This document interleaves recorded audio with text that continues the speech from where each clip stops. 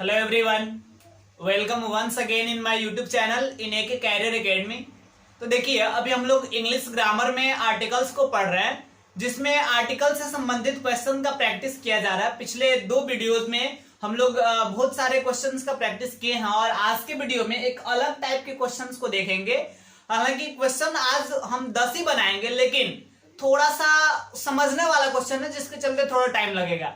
तो आइए स्टार्ट करते हैं। क्वेश्चन है, क्या कह रहा है, find out error part of following sentences. यानी जो सेंटेंस दिया गया है उस सेंटेंस में आपको एरर पार्ट चूज करना है। यानी इसमें जिस पार्ट में, जैसे देखिए सेंटेंस को यहाँ 5 भाग में बांटा गया है, 1 2 3 4 5, और इस 5 भाग में जो एरर है, जो गलत पार्ट है, उसको हमें सेलेक्ट करना है। और जनरली इसे ऑब्जेक्टिव क्वेश्चन में पूछा जाता है और बहुत सारे एग्जाम में 5 ऑप्शन रहता है, तो उसमें 5 पार्ट में बांटेगा। कुछ एग्जाम में जिसमें 4 ऑप्शन रहता है, वहां इसको 4 पार्ट में बांटेगा और फिर उसमें से आपको जो गलत पार्ट है उसको सेलेक्ट करने के लिए कहेगा। ये एक अलग चैप्टर के रूप में हमें पढ़ना है, कॉमन एरर जिसका नाम है। तो आगे हम लोग पढ़ेंगे, जिसमें सारे टॉपिक से कॉमन एरर बनाकर क्वेश्चन देता है। तो आइए पहले इसको हम स्टार्ट करते हैं, समझते हैं। इसमें से हमें एरर पार्ट को सेलेक्ट करना है। तो देखिए, सबसे पहला एग्जांपल हमारा, the English defeated French in the battle of Waterloo, और फिर लास्ट में लिखा गया नो एरर। ये पहले आपको ध्यान में नहीं रखना, पहले आप इसका मीनिंग समझिए। यानी अंग्रेज जो थे, ये फ्रांसीसियों को पराजित किए in the battle of Waterloo, यानी वाटरलू के युद्ध में। तो यहाँ पे आपको गलत चुनना है कि गलत पार्ट कौन है। पहला पार्ट ये हो गया, दूसरा पार्ट ये हो गया, तीसरा पार्ट, चौथा पार्ट यहां तक है और 5वां पार्ट ये मेरा हो गया। अगर ये 4 पार्ट में कोई गलती नहीं है तो हमारा आंसर होगा ऑप्शन ई, यानी नो एरर। लेकिन आप खुद से देखिए, इंग्लिश के पहले द लगा है बिकॉज इंग्लिश अंग्रेजों को कहा जा रहा है। ब्रिटेन में, इंग्लैंड में रहने वाले लोगों को, हम पहले आपको बताए थे कि किसी देश के प्रॉपर नाम से पहले हम द का यूज नहीं करते हैं, लेकिन देश में रहने वाले निवासियों के नाम से पहले हम द का यूज करेंगे। जैसे इंडिया से पहले द नहीं लगाएंगे, लेकिन इंडियन से पहले द लगाएंगे। अमेरिका के पहले द नहीं लगेगा, अमेरिकन के पहले द लगेगा। ठीक वैसे ही यहाँ इंग्लैंड के पहले द नहीं लगेगा, लेकिन इंग्लिश है तो फिर इसके पहले तो द लगेगा, यानी ये सही है। डिफीटेड यानी पराजित किया, लेकिन फ्रेंच, आप देखिए यहीं पे फ्रेंच मतलब फ्रांसीसी, यानी फ्रांस में रहने वाले, तो फिर इसके पहले भी तो द का यूज करना होगा ना। तो यहाँ, लेकिन यहाँ तो द लगाया नहीं गया है, तो इसलिए हमारा ऑप्शन सी जो है एरर पार्ट है। तो यही हमारा जो है आंसर होगा ऑप्शन सी। क्लियर हो ये चीज, क्योंकि इसके पहले द का यूज नहीं किया और यही गलती है। अब इसके बाद देखिए दूसरा क्या कह रहा है, नेवर हैव आई लिसन्ड, यानी मैंने कभी नहीं सुना है, to such a beautiful music, यानी इतना सुंदर music, as the piece we heard on radio last night, जितना अच्छा पिछले रात मैंने हम लोगों ने रेडियो पर सुना। अब देखिए इसमें कहां गलती है, तो इसमें आप थोड़ा सा देखिए, इसमें होता क्या है कि कहीं सेंटेंस के किसी भी पार्ट में थोड़ा सा गलती होगा। और चूंकि ये आर्टिकल से संबंधित हम क्वेश्चन बना रहे हैं, तो हमको काफी आसान लग रहा है, बिकॉज हमें केवल देखना है ए, एन और द से रिलेटेड चीज। लेकिन जब एग्जाम में कॉमन ऐसा क्वेश्चन आएगा तो हमें वहां नहीं पता रहता है कि आर्टिकल का क्वेश्चन है, कि नाउन का क्वेश्चन है, कि वर्ब का है, कि टेंस का है। तो वहां पे एक एक चीज को गौर से देखना पड़ेगा आपको। बट देखिए यहाँ पे रेडियो से पहले द का यूज किया जाना चाहिए, यहाँ पे फ्रेंच से पहले द का यूज किया जाना था, और यहाँ रेडियो से पहले द का यूज किया जाना चाहिए था। बिकॉज रेडियो एक आविष्कार का नाम है, और किसी भी आविष्कार के नाम से पहले, इन्वेंशन के नाम से पहले द का यूज करते हैं। तो ये भी समझ में आ गया आपको। तीसरा है, my neighbour along with his children, यानी मेरे पड़ोसी जो है अपने बच्चों के साथ is going tonight to see a Taj Mahal at Agra, यानी आगरा ताजमहल देखने जा रहे हैं।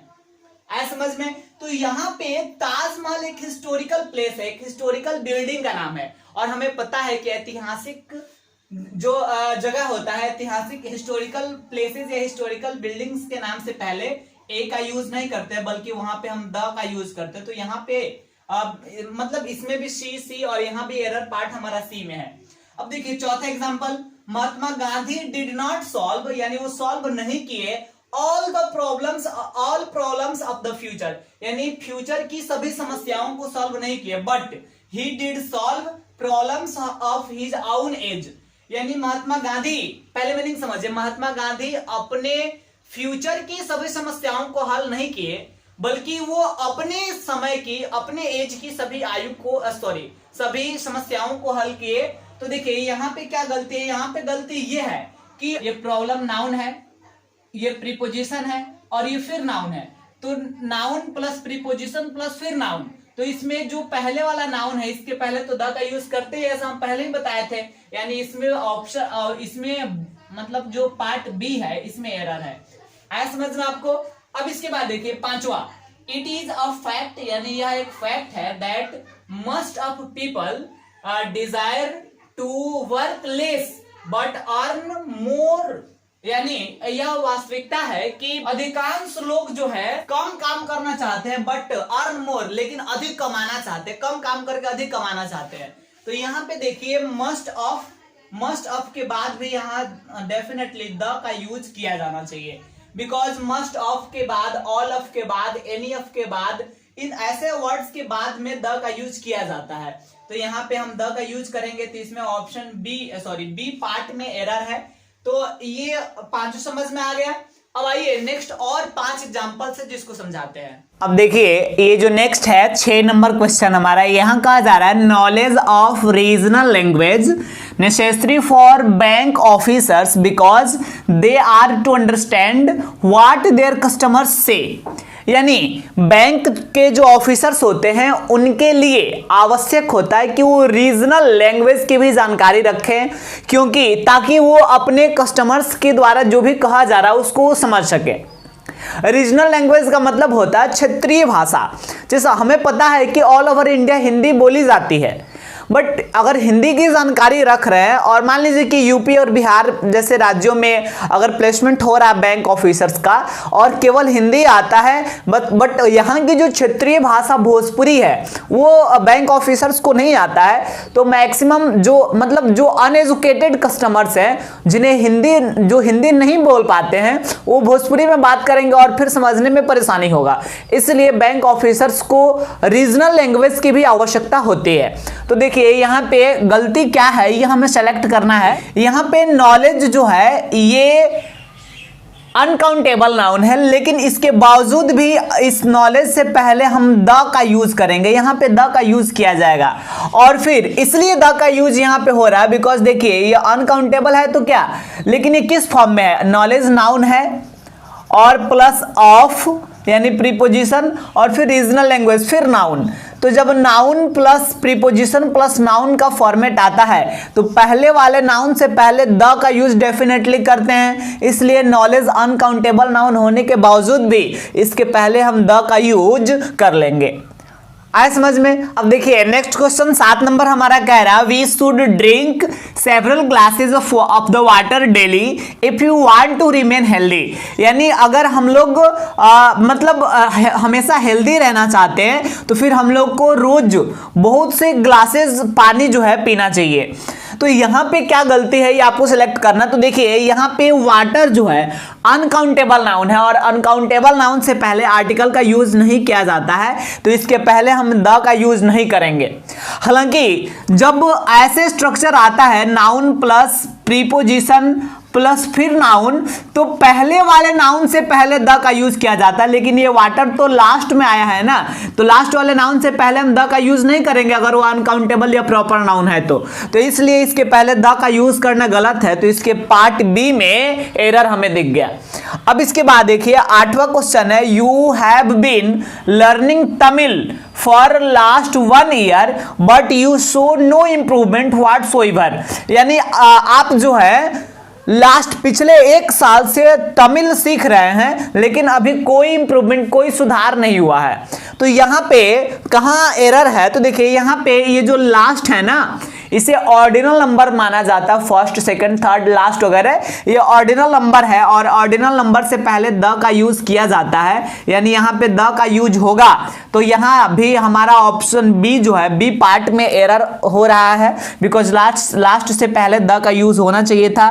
अब देखिए 9 नंबर क्या कह रहा, climbing the Mount Fuji in winter, यानी माउंट फ्यूजी पर विंटर में यानी ठंडी के मौसम में चढ़ना कैन बी वेरी डेंजरस, बहुत खतरनाक हो सकता है। तो हम आपको बताए थे कि पर्वतों के नामों से पहले, पर्वत श्रेणियों के नामों से पहले तो आर्टिकल यानी द का यूज किया जाता है, लेकिन जो पर्वत चोटियां होती है उसके नामों से पहले द का यूज नहीं होता है। तो यहाँ पे माउंट फ्यूजी जो है पर्वत चोटी का नाम है, इसलिए इसके पहले द का यूज करना गलत है। अगर पर्वत का नाम होता तो फिर द का यूज कर देते हम। तो यहाँ पे पार्ट ए में ही एरर हमें दिख गया। इसके बाद देखिए last question, on my request, यानी मेरे रिक्वेस्ट पे, मेरे आग्रह पर, जतिन इंट्रोड्यूस्ड मी, जतिन मुझे इंट्रोड्यूस्ड किया, परिचित कराया, टू हिज फ्रेंड, अपने दोस्त से, who is a singer and scientist. इसका मतलब समझिएगा, काफी इंपॉर्टेंट ये एग्जाम्पल है। अब मेरे रिक्वेस्ट पे जतिन अपने फ्रेंड से मुझे इंट्रोड्यूस कराया, परिचित कराया, और वह फ्रेंड जो एक सिंगर और साइंटिस्ट है।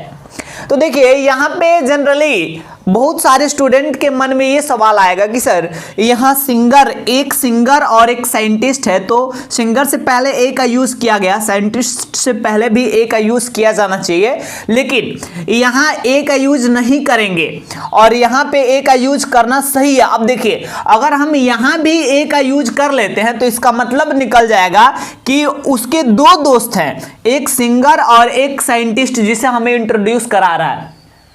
लेकिन अब आपके मन में सवाल आएगा कि सर तब हमको कैसे पता चलेगा कि वो अपने 2 दोस्तों से इंट्रोड्यूस करा रहा है कि एक दोस्त से इंट्रोड्यूस करा रहा है। अगर एक दोस्त से इंट्रोड्यूस करा रहा होगा जो सिंगर भी है और साइंटिस्ट भी है तो केवल सिंगर के पहले ए लगाएंगे, लेकिन 2 दोस्त से इंट्रोड्यूस करा रहा होगा जिसमें एक सिंगर है और दूसरा साइंटिस्ट है तो इसके पहले भी ए लगाएंगे और इसके पहले भी अलग अलग ए दोनों के पहले लगाएंगे अगर 2 अलग अलग व्यक्ति हैं तो। लेकिन ये दोनों मतलब एक ही व्यक्ति है जिसमें ये दोनों क्वालिटी है तो एक ही किसी के पहले यहां हम ए का यूज करेंगे। तो ये तो आपको अगर ये समझ में आ गया कि यहां एक व्यक्ति है कि 2 व्यक्ति तो फिर बात ही बन जाएगा। तो देखिए यहां क्या लिखा गया है, टू हिज फ्रेंड। अगर 2 व्यक्ति होते तो फ्रेंड्स लिखा जाता ना, यहां फ्रेंड्स लिखा जाता, लेकिन यहाँ फ्रेंड लिखा गया यानी सिंगुलर है, यानी एक ही दोस्त है। तो फिर एक ही दोस्त है जो सिंगर भी है और साइंटिस्ट भी है, तो केवल यहाँ पे ए लगाना सही है, यानी यहाँ तो कोई भी गलती नहीं है, सारा पार्ट सही है। तो यहाँ पे हमारा आंसर होगा ऑप्शन ए यानी नो एरर, इसमें कोई गलती नहीं है, तो आंसर हो जाएगा नो एरर। तो देखिए आर्टिकल्स में हम पहले 5-6 वीडियोस बनाए जिसमें हम ए एन और द के यूजेस को बताए, कहाँ यूज नहीं होता उसको बताए। फिर इसके बाद प्रैक्टिस क्लास का 3 वीडियो बनाए और अभी आर्टिकल जो है हमारा पूर्णतः कंप्लीट हो गया, पूरी तरह से खत्म हो गया। और अगले वीडियो में हम स्टार्ट करने वाले हैं टेंस को, जो इंग्लिश ग्रामर का काफी इंपॉर्टेंट टॉपिक है। और टेंस से चूंकि कोरिलेटेड चैप्टर जो भी है वॉइस नरेशन वगैरह उसके बाद हम लोग धीरे धीरे पढ़ेंगे और ऐसे ही धीरे धीरे सारे चैप्टर्स को खत्म किया जाएगा। धीरे धीरे धीरे धीरे से मेरी जिंदगी में आना, धीरे धीरे से सारा चैप्टर पढ़ाना। तो इस प्रकार धीरे धीरे हम लोग सारे चैप्टर्स को पढ़ेंगे। आज के लिए बस इतना ही।